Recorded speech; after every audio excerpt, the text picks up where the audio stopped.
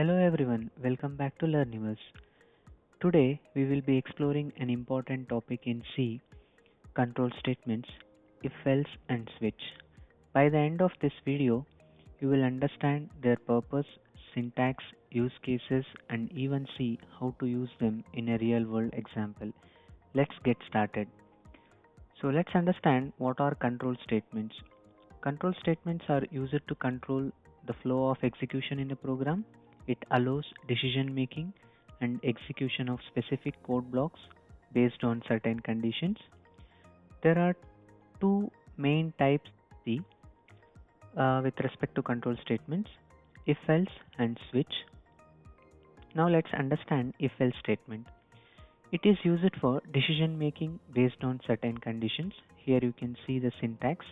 If condition, if this particular condition is true, then the statements which are part of if block will be executed. Similarly, if the condition is false, then the statements which are part of else block will be executed. So let's understand an example. So this example is to check if a number is even or odd. You can just pause the video and take a look at this example. Coming to use case, this particular if else statement is best for complex conditions or ranges. And with respect to real life use case, like deciding what to wear based on weather condition. For example, if it is sunny, wear light clothes. If it is rainy, wear a raincoat. This is a real world use case that I can um, tell as part of if else statement. Now coming to switch statement is it simplifies decision making for multiple fixed cases, and this is the syntax of switch statement. So here you can see based on the variable, it selects the case statement where it has to execute. If none of the case value is matched, if nothing is matched, then default will be executed. And now we can look at one example which displays the day of the week. For example, we pass a certain value. So if the value is 2, then it says Tuesday. Suppose if the value is not matched, then the past value is not matched, then it goes to default and it executes saying invalid input.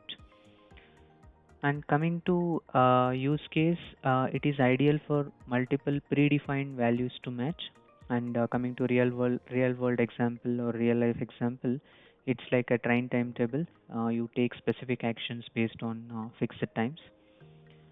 And I would also like to explain about the difference between if else and switch. I'll just move to the table where you can see I mean, what are the different features of if else and switch statement. Pause the video and take a look at this table.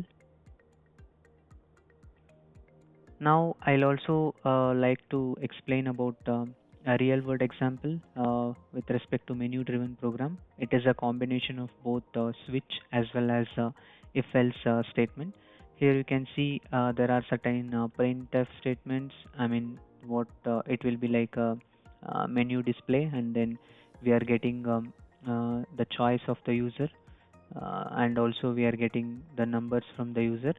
Now based on the choice, they'll identify, I mean, they are informing, users are informing the code to do certain operation. For example, if you want to do multiplication, then the choice would be 3. Similarly, in case 4, you can see before dividing it, we have to make sure the value of b is not, it should not be 0. So in this case, we are doing that check. If it is 0, then we are throwing an exception saying division by 0. So like this, you can use the combination of both if else as well as switch. And yeah, coming to a real life use case, menu driven applications like choosing options in an ATM or setting preferences in a system are all built based on these mechanisms. And coming to summary, if else is very flexible and it is good for complex logics, and switch is very clean and efficient for fixed conditions. So you can use both depending on the situation to optimize your code. So that's it for today's topic on control statements. I hope you found this session helpful and easy to understand. If you enjoyed this video, please give it a thumbs up, share it with your friends, and subscribe to Learniverse for more programming tutorials. Got questions or suggestions for future topics? Drop them in the comments below. Happy coding!